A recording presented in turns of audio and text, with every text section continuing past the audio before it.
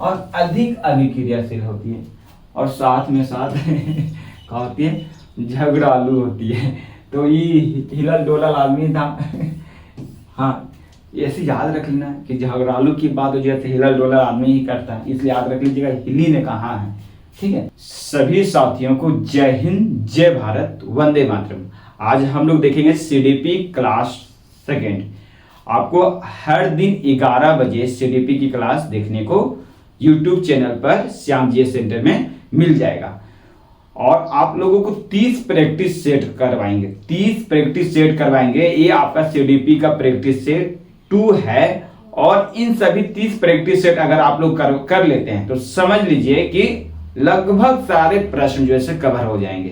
तो चलिए आज की क्लास हम लोग शुरू करते हैं। एक बार फिर से सभी साथियों को जय हिंद, जय भारत। सेशन अगर अच्छा लगेगा तो वीडियो को लाइक, और चैनल पर नए हो तो चैनल को सब्सक्राइब जरूर कर लीजिएगा। चलिए सवाल नंबर 1 की तरफ बढ़ते हैं। साथियों, पूछा गया है सवाल, देखिएगा, सीखने से क्या तात्पर्य होता है? सीखने का क्या अर्थ है? सीखने का मतलब मनोवृत्ति में परिवर्तन, तो पूछा गया है मनोवृत्ति में परिवर्तन, व्यवहार में परिवर्तन से सीखने से क्या तात्पर्य है? मैक्सिमम विद्यार्थी लोग मारेंगे ऑप्शन डी। व्यवहार में परिवर्तन से सीखना का अर्थ होता है व्यवहार में परिवर्तन। लेकिन इस बेहतर ऑप्शन देखना कि बेहतर ऑप्शन क्या होगा। यहां पर सीखने में परिवर्तन लिखा हुआ है और यहां लिखा हुआ है सीखने में अपेक्षाकृत अस्थायी परिवर्तन। तो यहां पर ऑप्शन 3 के अनुसार ऑप्शन 2 हमारा गलत हो जाएगा और राइट आंसर इस सवाल का ऑप्शन 3 हो जाएगा। सीखने यानी कि व्यवहार में अपेक्षाकृत अस्थायी परिवर्तन सीखने का मूल रूप से अर्थ होता है। ठीक है, अगला सवाल, शिक्षार्थियों को स्कूल केवल शिक्षा ही नहीं अपितु सामाजिक मूल्यों, सामाजिक संज्ञान तथा सामाजिक मानकों के विषय में जानकारी देकर उनमें ... का बीज बोता है। देखिएगा, सामाजिक और सामाजिक, ये सामाजिक बार बार रिपीट कर रहा है। तो ये हमारा जो है किससे संबंधित होगा? सामाजिकरण से होगा। सामाजिकरण यहां पर राइट आंसर हो जाएगा। नेक्स्ट, राष्ट्रीय शिक्षा नीति 2020 के अनुसार आकलन के लिए अंतर्निहित सिद्धांत क्या होना चाहिए? मुख्य रूप से रटने पर जोर नहीं दिया जा सकता है। केवल शब्द रहेगा तो काट दीजिएगा। सभी विद्यार्थियों के लिए उनको सीखने और विकास का अनुकूलन हो सकता है। और देखिए केवल आ गया, यानी कि श्योर ऑप्शन 3 हमारा ऑप्शन हो जाएगा। नेगेटिव जो हमारा कीवर्ड जो होता है, केवल मात्र ही रटना, हाँ, अंक प्रदान करना, ये हमारे नेगेटिव कीवर्ड होते हैं। खास करके सीडीपी में अगर ऐसे वर्ड रहेंगे तो वो ऑप्शन आपका आंसर नहीं होता है, याद रखिएगा।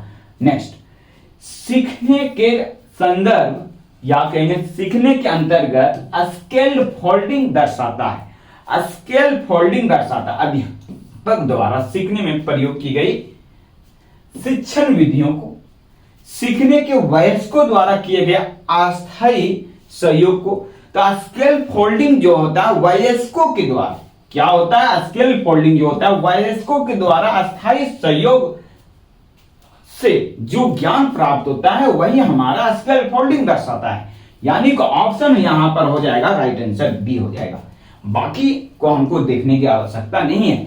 समावेशी कक्षा की विशेषता क्या है?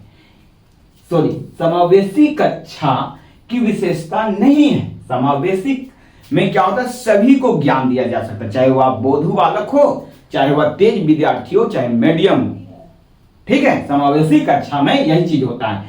शिक्षक द्वारा मित्रवत या आत्मीय व्यवहार का प्रयोग होना चाहिए। समावेशी कक्षा में ऐसा हो सकता है। ज्ञान क्षमता वाले समग्र शिक्षार्थी, यानी कि ज्ञान जिसके पास है उसी को आप बता सकते हैं। ये बात गलत है और ऑप्शन पूछा था नहीं है, यही आंसर हमारा हो जाएगा। आगे हम लोग पढ़ के दिखा दे रहे हैं। अलग अलग विषयों पर अलग अलग सहायक सामग्री हो सकता है।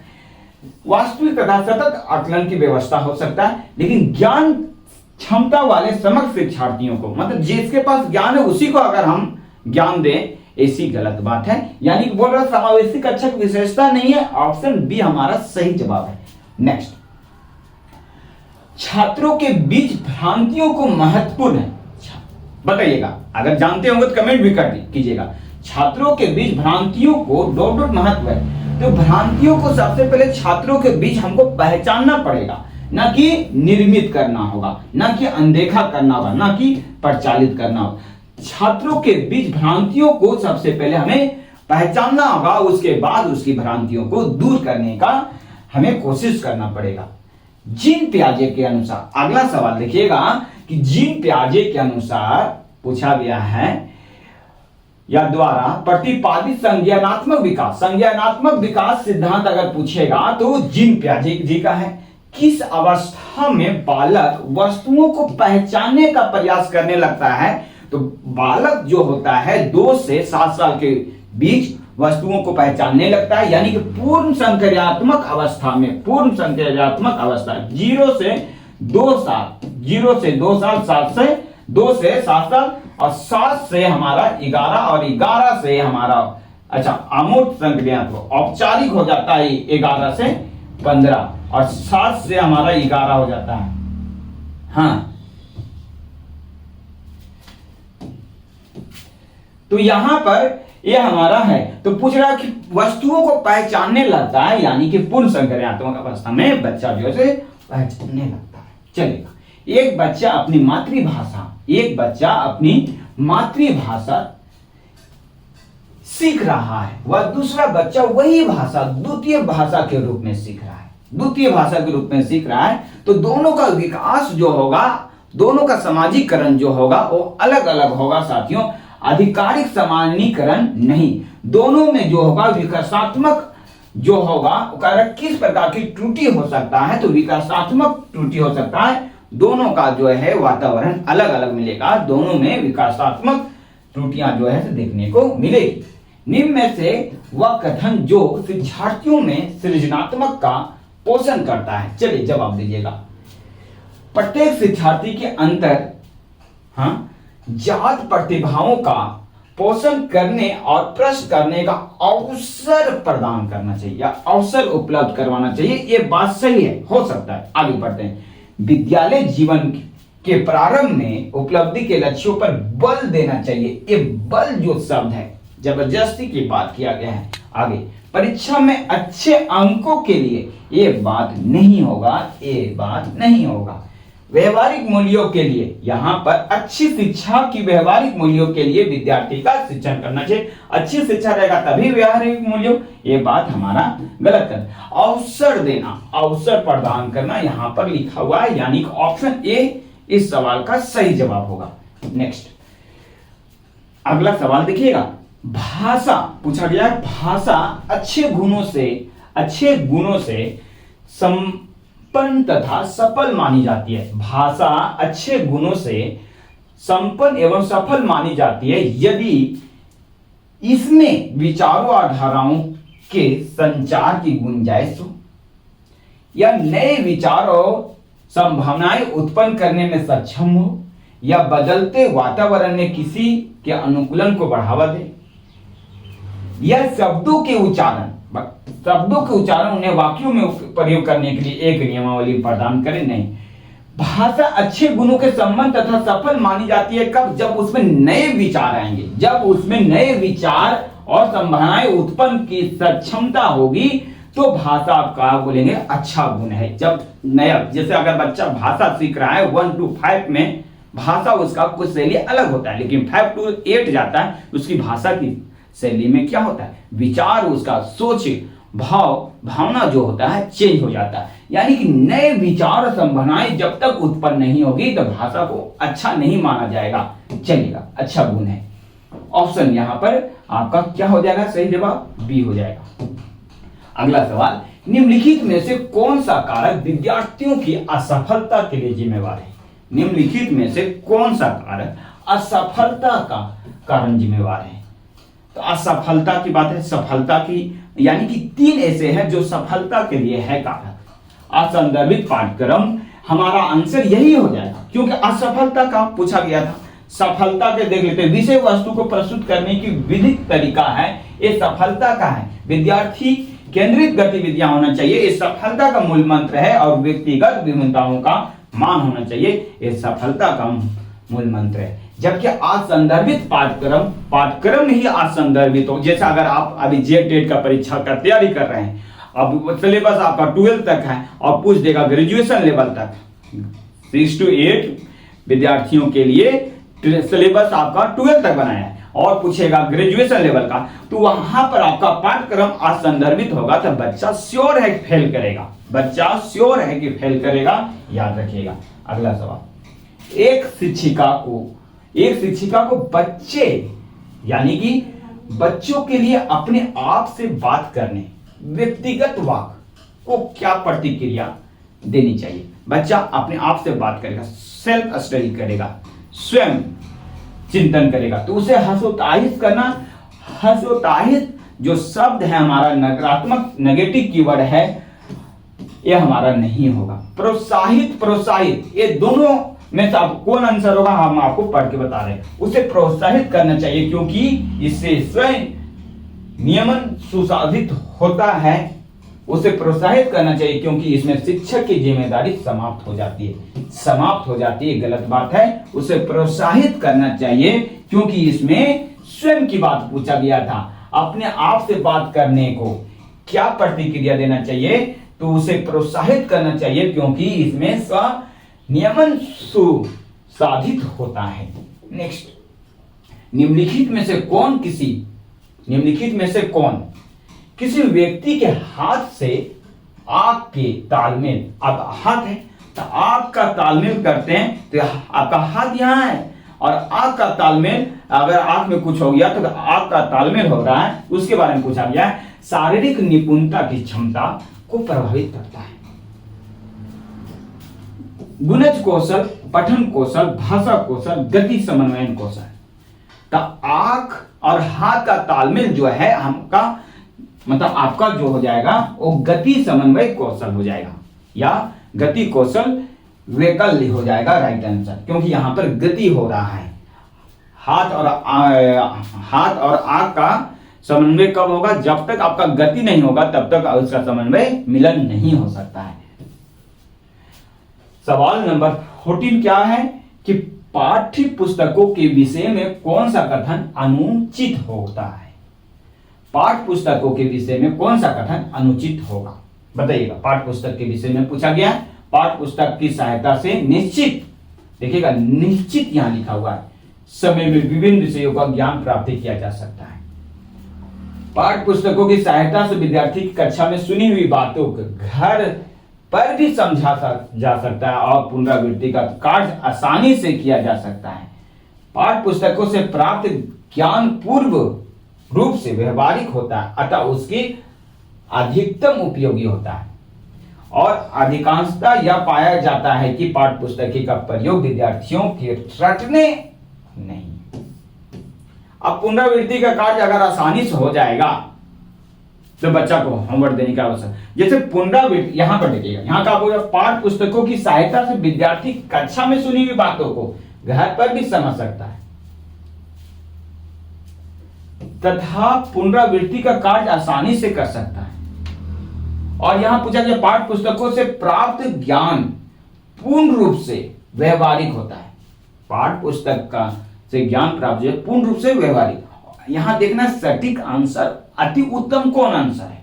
ये भी सही है, ये भी सही है, लेकिन अति उत्तम इससे ज्यादा उत्तम ये है आपका 3 नंबर। पूछा गया पाठ्य पुस्तकों से प्राप्त ज्ञान पूर्ण रूप से व्यवहारिक होता है, अतः उसकी अधिक उपयोगिता होता है। यहां पर पाठ्य पुस्तकों के बारे में कौन सा अनुचित पूछा गया था? उचित नहीं पूछा गया, अनुचित पूछा गया है। यहां पर आसानी से हो सकता है, ये बात उचित है। रटने की प्रवृत्ति को बढ़ाता है, ये हो सकता है। निश्चित समय में विधि विषय ज्ञान प्राप्त किया जा सकता है, लेकिन अनुचित पूछा गया था पाठ्य पुस्तकों से प्राप्त ज्ञान पूर्ण रूप से व्यवहारिक होता है, अतः उसकी अधिकता होती है, यह अनुचित है। निम्नलिखित में से कौन सा विकल्प सामाजिक बुराइयों के निम्नीकरण का सबसे प्रभावी माध्यम है? प्रभावी विधिक प्रावधान तीव्र आर्थिक। अब देखिएगा सामाजिक बुराइयों का निम्नीकरण कब होगा? अगर समाज में शिक्षित लोग अधिक रहेंगे तो वहां पर बुराइयां कम होगा। अशिक्षित ज्यादा रहेगा, बुराइयां ज्यादा होगा। अशिक्षित रहेंगे तब ऑटोमेटिक दारू पिएगा, मांस खाएगा, 10 तरह करके जैसे गाली गलौज होगा, लड़ाई झगड़ा होगा, वहां पर सामाजिक बुराइयां जो है अधिक होगी। और शिक्षित ज्यादा होगा, सभी में सार्वभौमिक विकास होगा, तो वहां पर बुराइयां होने की संभावना कम होगी। इसलिए सार्वभौमिक शिक्षा होना जरूरी होता है समाज में। चलिए सवाल नंबर 16, सामाजिक परिपक्वता की दृष्टि से एक उत्तम शिक्षा योजना है कि उत्तम शिक्षा योजना की बात किया गया है? बताइएगा, पढ़ लीजिए और इसका जवाब दीजिए। इस सिद्धांत को अपनाएं कि कुछ अधिक बौद्धिक क्रियाओं के लिए कुछ सामाजिक क्रियाओं के लिए आवश्यक है। कक्षा के संदर्भ में शिक्षार्थियों के अधिगम की उचित व्यवस्था की जाए। कक्षा के सभी शिक्षार्थियों को उचित सामाजिक योगदान देने के लिए प्रोत्साहित किया जाए। हम सोच रहे थे कि हमारा पॉजिटिव कीवर्ड आएगा, आंसर मारेंगे। ऑप्शन पढ़े, पॉजिटिव कीवर्ड एक आया, प्रोत्साहित किया जाना चाहिए, राइट आंसर। चलिए अगला सवाल, स्व केंद्र परीक्षा प्रणाली के विषय में आपका क्या विचार है? इस व्यवस्था में शिक्षार्थी अधिक अनुशासित रह सकते हैं। इससे शिक्षार्थियों को नई जगह जाकर समायोजन का कष्ट नहीं झेलना पड़ता है। दूसरे परीक्षा केंद्र पर शिक्षार्थी हताश आ गया, यहां नेगेटिव पॉइंट आ गया, नकल आ गया, नेगेटिव पॉइंट आ गया, अनुशासित रह सकते हैं इस व्यवस्था में, हो सकता है। लेकिन यहां पर आपने समझिए स्व केंद्र परीक्षा प्रणाली के विषय में राय है कि विद्यार्थी अगर नई जगह पर जाएगा तो नया चीज का ज्ञान प्राप्त करेगा और उसे कुछ क्या दिक्कत होगा? कुछ दिक्कत नहीं होगा, कोई कष्ट नहीं होगा। यहां लिखा हुआ है इससे शिक्षार्थी की नई जगह जाकर समायोजन का कष्ट होने में उसे सुविधा पड़ेगा, ना कि यहां लिखा है कष्ट होने में झेलना नहीं पड़ेगा, नहीं झेलना पड़ेगा। सही बात है, राइट आंसर ऑप्शन बी हो जाएगा सवाल का। अब यहां पर अभिकथन और अभिकारक के बारे में पूछता है परीक्षा में, इसको याद रखिएगा, तर्क वाला रहता है परीक्षा में। तो अभिकथन आपको दिया है, बच्चों के शारीरिक विकास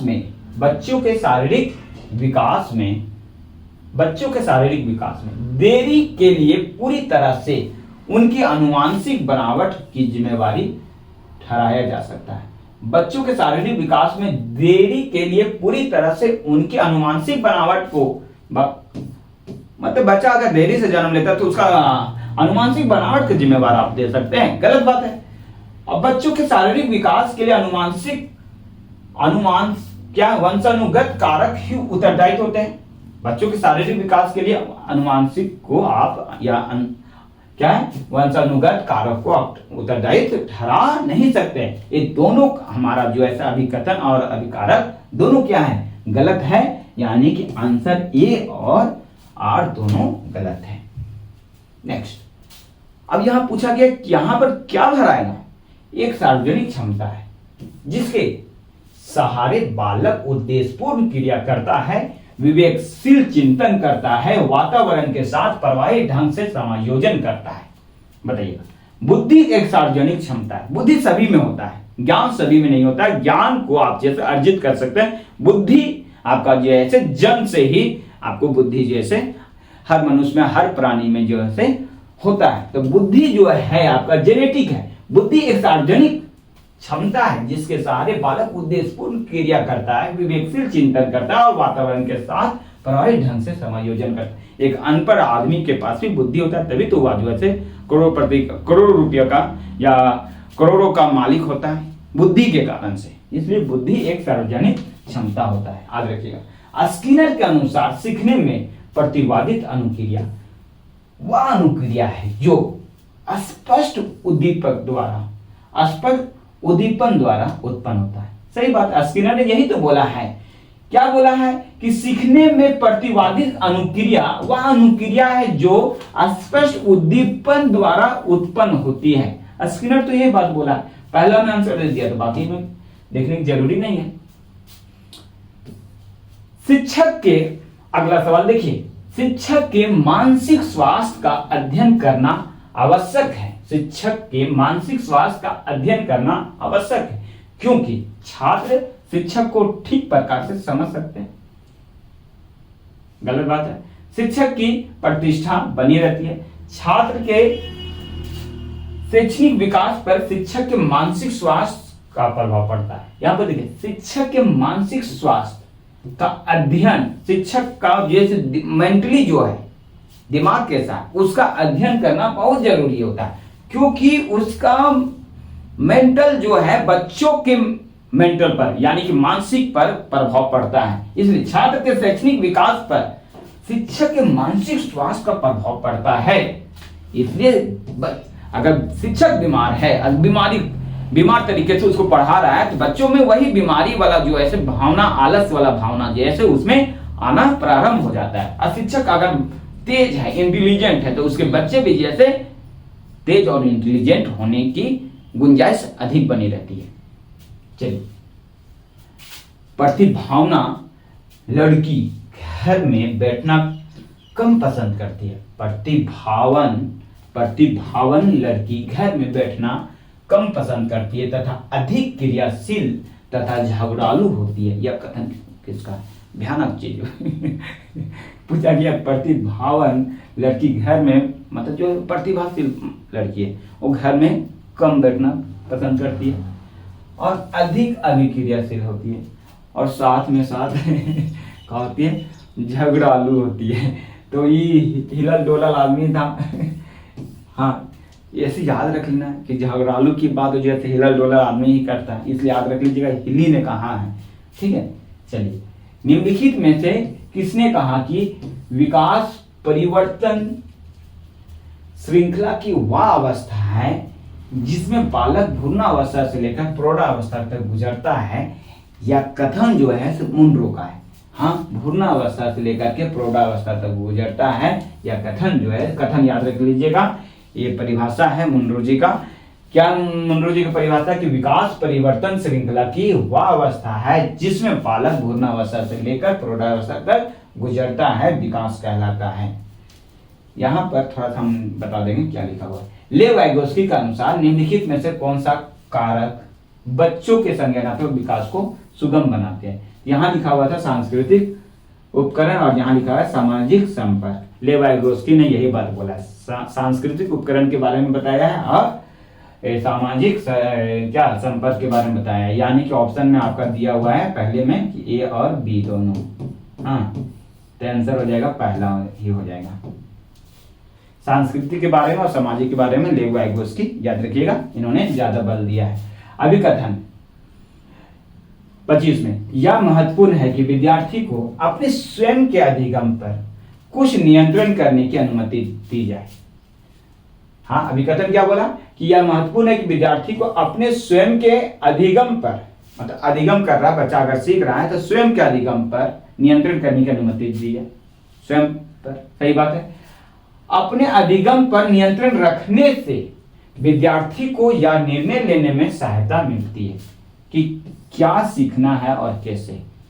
और अगर स्वयं पर नियंत्रण रखा है तो उसे यह भी मदद मिलता है कि वह क्या सीखना है और कैसे सीखना है। ये भी बात सही बोला है, ये और आर दोनों सही बोल रहा है, और आर दोनों, हाँ, आर जो है ए की सही व्याख्या कर रहा है, ऑप्शन हो जाएगा ए। चलिए, सुविधाहीन और वंचित समूहों के शिक्षार्थियों को संबोधित करने के लिए एक शिक्षक को क्या करना चाहिए? सुविधाहीन देखिएगा, सुविधाहीन और वंचित समूहों के शिक्षार्थियों को संबोधित करने के लिए एक शिक्षक को क्या करना चाहिए? सभी छात्रों को अपनेपन की भावना यानी कि स्वयं करने की भावना को बढ़ावा देना चाहिए। सही बात है। छात्रों की कमजोरी को सबके सामने उजागर करना चाहिए। गलत बात है। एक अलग संकाय में ही पढ़ाना चाहिए, संकाय में पढ़ाना चाहिए। गलत बात है। मानकीकरण जो है आपका नेगेटिव चीज है, ये भी गलत है। चलिए, मानकीकरण, तो यहाँ पर राइट आंसर आपका क्या होगा साथियों? बढ़ावा देना चाहिए।